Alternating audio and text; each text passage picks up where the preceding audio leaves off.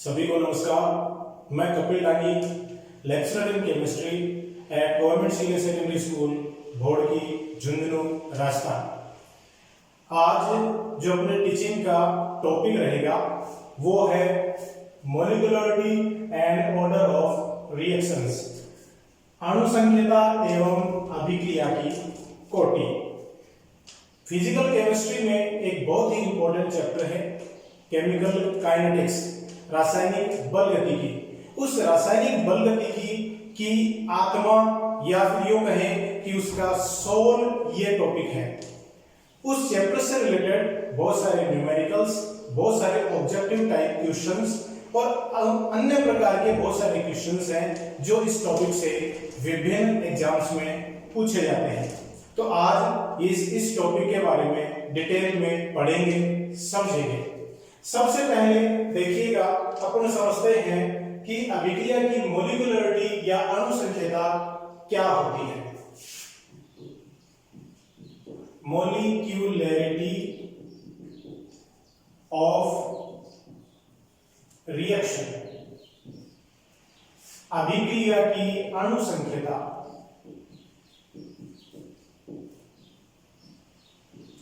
अभिक्रिया की अणु संख्यता, इसे आणविकता भी कहते हैं।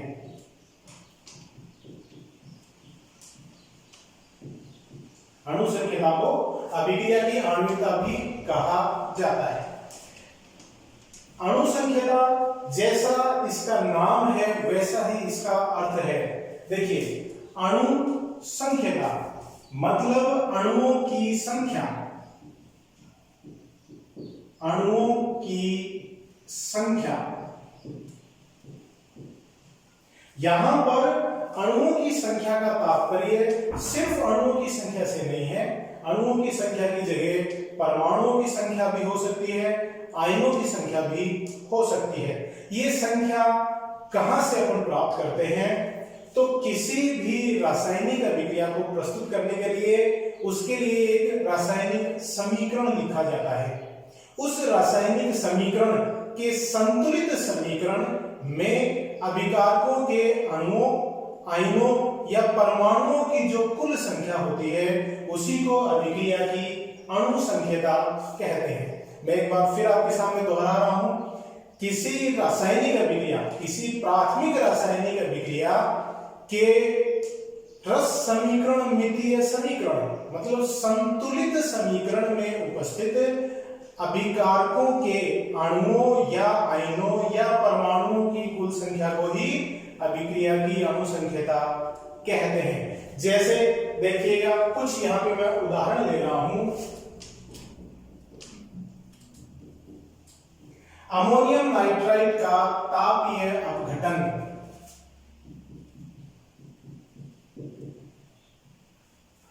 यह है अमोनियम नाइट्राइड जिसके तापीय अपघटन से नाइट्रोजन और जल के अणुओं का निर्माण होता है। यहां इस संतुलित समीकरण में अमोनियम नाइट्राइड के अणुओं की संख्या 1 है, तो इसकी अणु संख्यता का मान कितना हुआ? 1। यहां मैं सभी उदाहरणों के लिए अणु संख्यता के मान लिख रहा हूं, तो इसकी अणु संख्यता कितनी हो गई? 1 हो गई। दूसरा एग्जांपल ले रहा हूं, H2 + Cl2 प्रकाश की उपस्थिति में 2HCl का निर्माण करते हैं। तो देखिए, संतुलित समीकरण है। इस संतुलित समीकरण में अभिकारकों के कुल अणुओं की संख्या हो गई 2, तो अणु संख्यता का मान है 2। और देखिए एग्जांपल लेते हैं, CH3COO C2H5 + H2O, ये है एस्टर का जल अपघटन। एथिन एसीटेट अम्ल की उपस्थिति में जल अपघटित होकर एसिटिक अम्ल और एथेनॉल का निर्माण करता है। तो इस संतुलित समीकरण में अभिकारकों के कुल अणुओं की संख्या कितनी है? 2, एक एस्टर और एक जल, तो अणु संख्यता का मान कितना हो गया? 2 हो गया। और देखिएगा,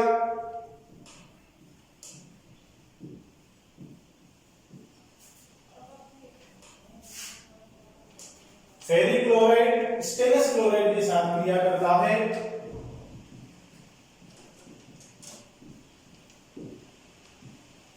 और फेरस क्लोराइड और स्टेनिक क्लोराइड का निर्माण होता है। तो इस संतुलित समीकरण में अभिकारकों के कुल अणुओं की संख्या कितनी हो गई? 3। तो इसकी अणु संख्या का मान कितना है? 3।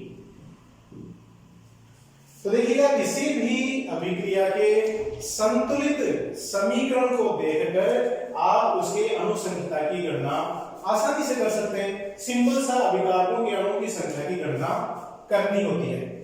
यहां पर सिर्फ संतुलित समीकरण अपने पास उपलब्ध है। अभिकारकों के अणुओं, आयनों या परमाणुओं की संख्या की गणना से अणु संख्या की गणना कर रहे हैं, किसी भी प्रयोग की आवश्यकता नहीं है। इसलिए अपन क्या कहेंगे? अणु संख्या एक सैद्धांतिक राशि है, प्रायोगिक राशि नहीं है। नेक्स्ट देखिए, अणु संख्या में क्या है? अणु संख्या का मान कभी भी शून्य नहीं हो सकता है। क्यों नहीं हो सकता है? क्योंकि अभिकारकों के अणुओं की संख्या शून्य नहीं हो सकती है। अभिकारकों के अणु ही अगर शून्य हो गए तो अभिक्रिया किसके बीच में होगी? तो अभिकारकों के अणुओं की संख्या चूंकि शून्य नहीं हो सकती है, इसलिए अणु संख्या का मान भी कभी भी शून्य नहीं हो सकता है। जो अणु संख्या है उसका मान कभी भी प्रभाज में नहीं हो सकता है, उसका मान हमेशा ही पूर्णांक में होता है। क्यों? क्योंकि अणुओं की संख्या कभी भी प्रभाज में नहीं होती। आधा अणु, 3/4 अणु, 1/4 अणु, इसका कोई अस्तित्व नहीं है। ये कोई एप्पल तो है नहीं कि चाकू से काट लिया, 2 टुकड़े कर लिए, 4 टुकड़े कर लिए, इस तरह से नहीं होता है। अणु हमेशा ही पूर्णांक में होता है, पूर्णांक में उसका अस्तित्व होता है, पूर्णांक में वो क्रिया करता है। आधे अणु का कोई मतलब नहीं है।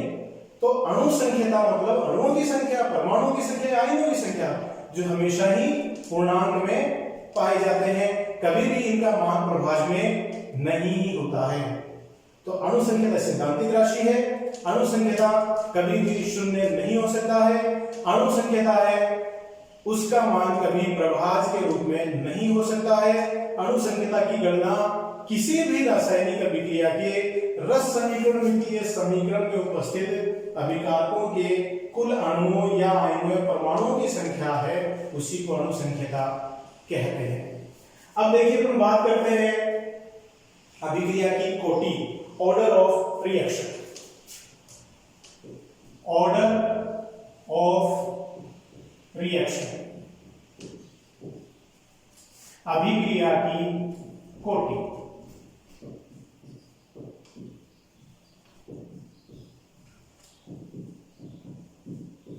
अभिक्रिया की कोटि से संबंधित बहुत बार कॉम्पिटिशन्स में 12th एग्जाम, जो बोर्ड एग्जाम होती है, उसमें आरपीएससी से संबंधित जो विभिन्न एग्जाम है, नीट है, आईआईटीजी, उनमें क्वेश्चन पूछे जाते हैं। सबसे पहले तो हम देखें कि अभिक्रिया की कोटि होती क्या है। एक सिंपल सा उदाहरण लेते हैं। जैसे कोई अभिक्रिया है N1A प्लस N2B और ये अभिक्रिया करके उत्पाद बनाते हैं। इस अभिक्रिया के लिए अगर अपन वेग समीकरण लिखें तो वह कुछ इस प्रकार होता है, dx/dt बराबर k a⁻n1 गुणा b⁻n2। यह समीकरण गुरुबर्ग वागे के नियमानुसार अपन यहां पे लिख रहे हैं। वह नियम क्या कहता है कि किसी भी अभिक्रिया का वेग अभिक्रिया में भाग लेने वाले अभिकारकों के गुणजों के बराबर घातांक लगाए हुए उनकी सांद्रताओं के गुणनफल के समानुपाती होता है। जो इस समीकरण से या अभिक्रिया वेग समीकरण से अपन स्पष्ट कर रहे हैं। अब बात करते हैं कोटि की। तो कोटि को अपन कई प्रकार से परिभाषित कर सकते हैं, कई प्रकार से समझ सकते हैं।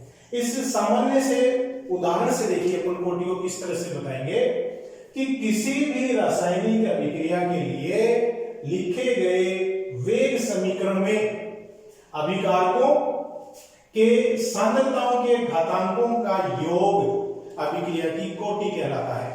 तो इस समीकरण में जो A और B अभिकारक हैं उनके सांद्रताओं के घातांकों का योग कितना हो जाएगा?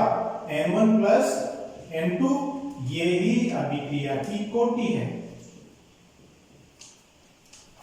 इसके लिए ये अभिक्रिया कोटि हो गई। तो ये इस तरह से अपन इसको एक प्रकार से परिभाषित कर सकते हैं। अब देखिएगा, किसी भी अभिक्रिया के लिए जो वेग समीकरण लिखते हैं या वेग का निर्धारण किया जाता है वो सैद्धांतिक रूप से नहीं कर सकते हैं, वो उसके प्रयोग पर निर्धारित है कि इसका वेग किस प्रकार से लिखा जाएगा, किन अभिकारकों की सांद्रताओं पर निर्भर करेगा और किस प्रकार से निर्भर करेगा। अभिक्रिया का वेग ताप और दाब पर भी निर्भर करता है, अभिकारकों की सांद्रताओं पर भी निर्भर करता है। तो बहुत सारे फैक्टर हैं जो अभिक्रिया के वेग को प्रभावित करते हैं। तो इससे अपन क्या कहेंगे कि जो अभिक्रिया की कोटि है वह एक प्रायोगिक राशि होती है। अणुसंख्यता सैद्धांतिक राशि थी, कोटि एक प्रायोगिक राशि है, यह ध्यान रखिएगा। अब देखिए दूसरे प्रकार से अपन अभिक्रिया की कोटि को कैसे परिभाषित करेंगे। मैं दूसरा उदाहरण ले रहा हूं।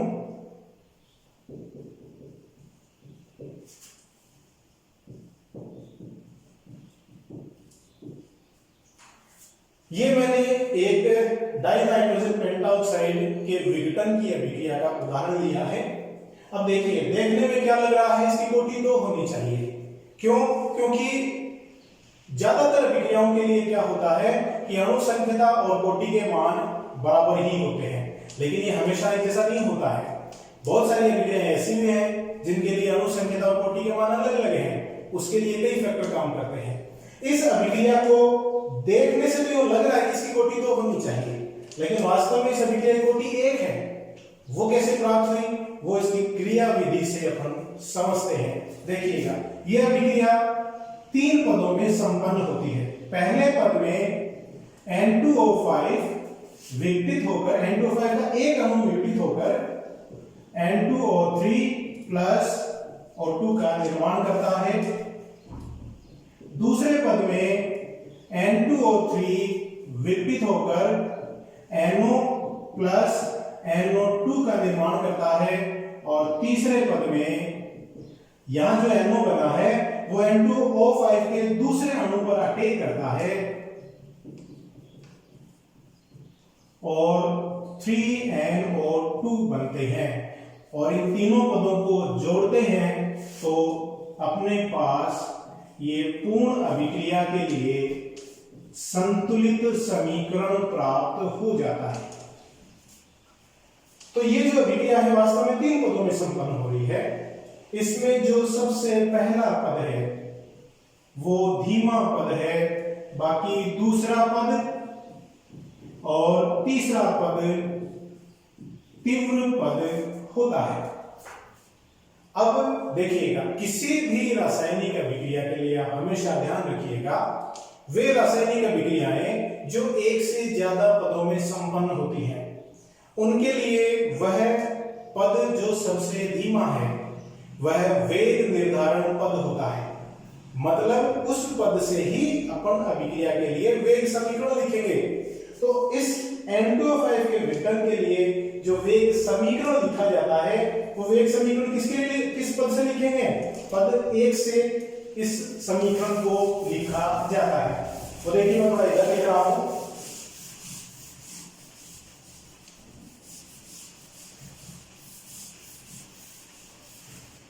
तो उसके लिए जो वेग समीकरण है वो इस प्रकार से हो जाता है।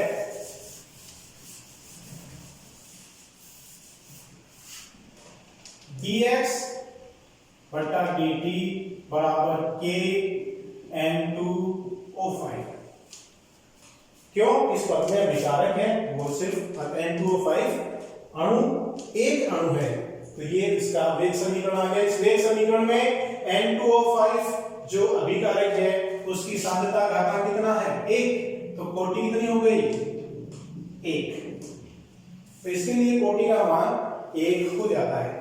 तो यहां से अपन अभिक्रिया की कोटि की दूसरी परिभाषा दे सकते हैं कि वे अभिक्रियाएं जो एक से ज्यादा पदों में संपन्न होती हैं, उनमें वेग निर्धारण पद में, मतलब सबसे धीमे पद में, उनके वेग निर्धारण पद में भाग लेने वाले अणुओं, परमाणुओं या आयनों की संख्या को ही अभिक्रिया की कोटि कहते हैं। बहुत ही सिंपल है। तो इस प्रकार से अपन कोटि को परिभाषित कर सकते हैं। तीसरा देखिए अपन तरीका जिससे अपन कोटि को बता सकते हैं, उसके लिए अपन एक एग्जांपल लेते हैं।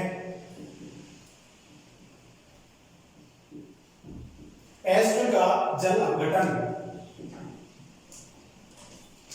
अम्ल की उपस्थिति में एसिटिक एसिड और एथेनॉल में यह विघटित हो जाता है। जल अपघटन की जो अभिक्रियाएं होती हैं उनमें जल हमेशा आधिक्य में होता है। आधिक्य का एक मोटा मोटा अनुमान हम इस तरह से लगा सकते हैं कि मान लेते हैं कि एस्टर के 5 अणु हैं तो इसके 5 लाख अणु हैं, इतना ही ज्यादा, इतना अंतर होता है। अब यहाँ पे देखिएगा समीकरण में क्या स्पष्ट हो रहा है कि एस्टर का एक अणु जल के एक अणु से क्रिया कर रहा है। माने 5 अणु है तो ये जल के 5 अणु से क्रिया करेंगे। 5 अणु से क्रिया कर लेंगे तो एस्टर तो सारा का सारा खत्म हो गया। H2O के भी अभी 4,99,995 बचे हुए हैं। तो इसका मतलब अभिक्रिया जो रुक गई, एस्टर पूरा जल अपघटित हो जाता तो अभिक्रिया रुक गई। तो अभिक्रिया किस पे निर्भर कर रही थी? एस्टर पे, क्योंकि जल तो अभी भी है तो अभिक्रिया इस पर निर्भर कर रही थी और इसके खत्म होने से अभिक्रिया रुक गई। तो अभिक्रिया का वेग सिर्फ किस पे निर्भर कर रहा है? इस एस्टर की सांद्रता पर। तो अभिक्रिया वेग समीकरण को इस प्रकार से लिख सकते हैं,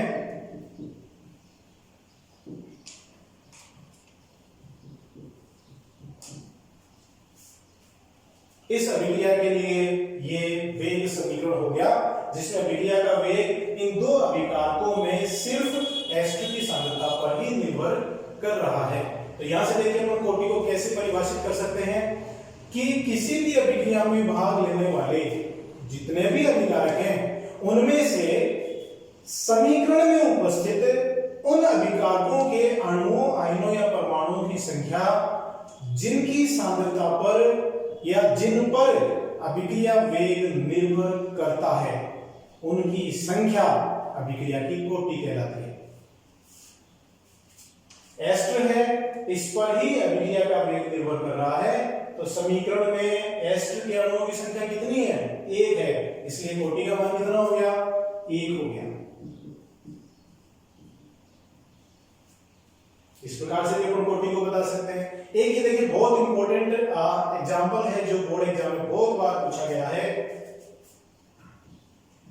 H2 plus Cl2 प्रकाश की उपस्थिति में 2HCl बनाता है। देखने में क्या लग रहा है? कोटि 2 होनी चाहिए, अणु संख्या 2 है इसकी, कोटि 2 होनी चाहिए, लेकिन इसकी कोटि 0 है। कोटि 0 है। कोटि 0 देखिए कैसे आई। ये जो H2 और Cl2 के मध्य प्रकाश की उपस्थिति में अभिक्रिया हो रही है, ये एक बंद पात्र में जल की सतह पर संपन्न करवाई जाती है। यहां पे H2 है, Cl2 है और 2HCl बनेगा। ये इसमें गैस H2 और Cl2 गैस भरी हुई है और ये जल की सतह पर अभिक्रिया करवाई जा रही है। यहां से इसमें प्रकाश डाला जाता है। अब जैसे जैसे HCl बनता है वैसे वैसे ये HCl जल में डिसॉल्व होता चला जाता है, जल में घुलता चला जाता है। जल में घुलेगा तो जल की सतह है वो इस तरह से बढ़ती चली जाती है। तो इससे देखिए क्या होगा, पहले H2 और Cl2 जितने आयतन में थे उससे उनकी सांद्रता को अपन बता सकते हैं। प्रति इकाई आयतन में उपस्थित H2 और Cl2 के मोलों की संख्या। अब अभिक्रिया जैसे जैसे हो रही है H2 और Cl2 के मोलों की संख्या कम होती जा रही है, बिल्कुल सही बात है। लेकिन जल की सतह ऊपर चढ़ने से इनके लिए उपलब्ध आयतन भी उसी अनुपात में कम होता जा रहा है। तो प्रति इकाई आयतन में उपस्थित H2 और Cl2 के मोलों की संख्या उतनी ही रहती है। मोलों की संख्या कम हो गई लेकिन उसी अनुपात में आयतन भी तो कम हो रहा है उनके लिए। तो उनके प्रति इकाई आयतन में उपस्थित मोलों की संख्या स्थिर रहती है, मतलब सांद्रता में परिवर्तन हुआ ही नहीं। तो अभिक्रिया के दौरान इनकी सांद्रता में परिवर्तन नहीं हो रहा है। तो कोटि के लिए अपन क्या कहते हैं कि किसी भी अभिक्रिया में भाग लेने वाले उन अभिकारकों के अणुओं की संख्या जिनकी सांद्रता में अभिक्रिया के दौरान परिवर्तन आता है उसको कोटि कहा जाता है। उन अभिकारकों के अणुओं की संख्या जिनकी सांद्रता बदलती है उनको कोटि कहते हैं। इस अभिक्रिया में ना तो H2 की सांद्रता बदल रही है और ना ही Cl2 की सांद्रता बदल रही है, इसलिए कोटि का मान क्या हो गया? शून्य। किसी भी अणु की सांद्रता में कोई परिवर्तन आ ही नहीं रहा है, तो कोटि शून्य हो गई। अभिक्रिया का वेग इस प्रकाश पर निर्भर कर रहा है, जो कि अणु नहीं है। तो यहां से अपन कोटि को इस तरह से बता सकते हैं। तो देखिएगा यहां पर शून्य कोटि के लिए, प्रथम कोटि के लिए अपन ने एग्जांपल लिया है। कोटि का मान प्रभाज में भी हो सकता है। देखिए कुछ एग्जांपल अपन ऐसे भी लेते हैं जिनमें अभिक्रिया की कोटि प्रभाज के रूप में होती है।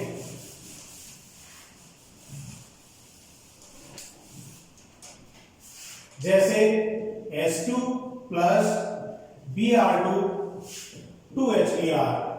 प्रयोग द्वारा निर्धारित इसके वेग समीकरण से ज्ञात होता है कि अभिक्रिया का वेग हाइड्रोजन के प्रथम घातांक और Br2 के 1/2 घातांक के समानुपाती होता है। तो कोटि का मान कितना हो गया? कोटि हो गया a प्लस 1/2 बराबर 1.5, 1.5 के बराबर इसकी कोटि का मान हो जाता है। और देखिएगा CH3CHO का जो अपन अपघटन देखते हैं तो इससे प्राप्त होता है CH4 प्लस CO।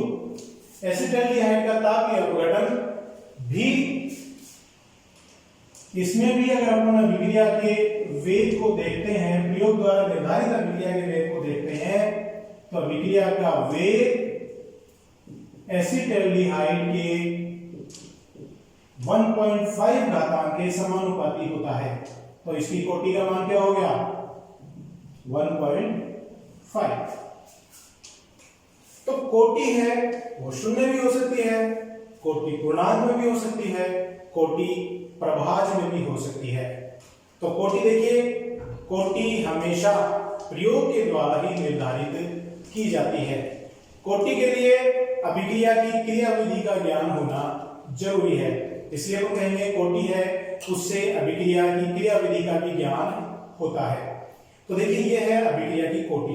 अब अपन संक्षिप्त तौर पर एक संक्षिप्त में अणु संख्या और कोटि में तुलना कर लेते हैं। अभिक्रिया की कोटि एक प्रायोगिक राशि है, अभिक्रिया की अणु संख्या एक सैद्धांतिक राशि है। अभिक्रिया की कोटि है वो शून्य भी हो सकती है, प्रभाज में भी हो सकती है। अणु संख्या कभी भी शून्य या प्रभाज में नहीं हो सकती है। अभिक्रिया की कोटि है उसके लिए अभिक्रिया के क्रियाविधि का ज्ञान होना जरूरी होता है, या फिर यूं कहें कि अभिक्रिया की कोटि से अभिक्रिया की क्रियाविधि का ज्ञान होता है, जबकि अणु संख्या है उससे अभिक्रिया की क्रियाविधि का ज्ञान नहीं होता है। कोटि प्राथमिक और कॉम्प्लेक्स रिएक्शंस, संकुल अभिक्रियाओं दोनों के लिए ज्ञात की जा सकती हैं। प्राथमिक अभिक्रियाएं वे होती हैं जिनको सिर्फ एक ही पद में लिखते हैं, और संकुल अभिक्रियाएं वे होती हैं, कॉम्प्लेक्स रिएक्शंस वे होती हैं जो एक से ज्यादा पदों में लिखी जाती हैं। लेकिन अणु संख्या हमेशा ही उन अभिक्रियाओं के लिए ज्ञात की जाती है जिनको सिर्फ एक ही पद में लिखते हैं, मतलब प्राथमिक अभिक्रियाओं के लिए ही ये ज्ञात की जाती हैं। कोटि है चूंकि प्रायोगिक राशि है, अभिक्रिया वेग समीकरण से हम उसको ज्ञात करते हैं। अभिक्रिया का वेग ताप, दाब और सांद्रता से प्रभावित होता है, इसलिए कोटि का मान भी ताप और दाब और सांद्रता से प्रभावित होता है, जबकि अणु संख्या का मान ताप, दाब और सांद्रता से प्रभावित नहीं होता है। तो ये देखिए मोटे तौर पर अपन इस प्रकार से दोनों में अंतर बता सकते हैं। एक चीज और है जो बहुत बार बोर्ड एग्जाम में पूछी जाती है कि अगर आपको कोटि का मान पता है तो अभिक्रिया के वेग स्थिरांक के इकाई की गणना आप कर सकते हैं, या फिर अपन यूं कहें कि अगर किसी अभिक्रिया के वेग स्थिरांक की इकाई आपको पता है तो उस अभिक्रिया की कोटि आप बता सकते हैं। तो अभिक्रिया के वेग स्थिरांक की इकाई और कोटि में क्या संबंध है उस पर भी देखिए चर्चा कर लेते हैं।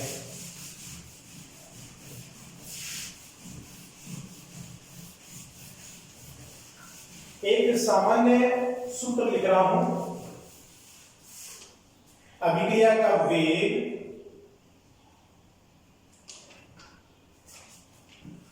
अभिक्रिया का जो वेग स्थिरांक है उसके लिए मोल प्रति लीटर, इसका घातांक 1 माइनस डेल एन गुणा प्रति सेकेंड। यहां डेल एन क्या है? कोटि। डेल एन की जगह पर अभिक्रिया कोटि का मान रखेंगे। एक एक करके अपन समझते हैं। फर्स्ट, शून्य कोटि अभिक्रिया के लिए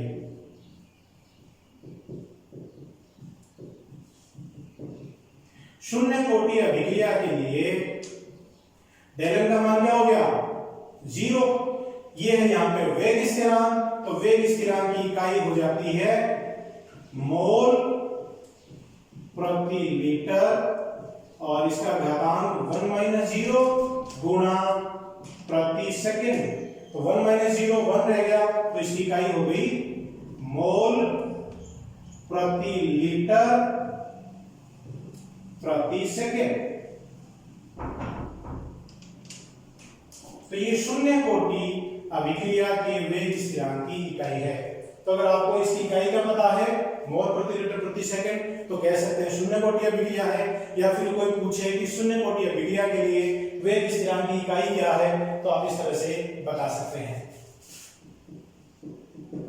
प्रथम कोटि अभिक्रिया के लिए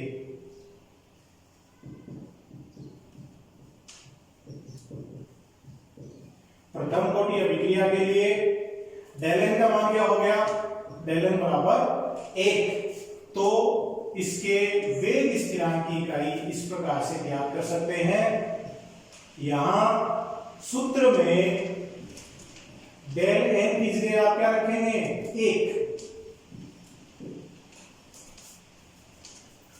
1 माइनस 1 शून्य हो गया। किसी भी राशि के घातांक का मान शून्य होता है तो उस राशि का मान इकाई हो जाता है। तो इसका मान तो इकाई हो गया और K1 की इकाई क्या प्राप्त हुई? प्रति सेकंड।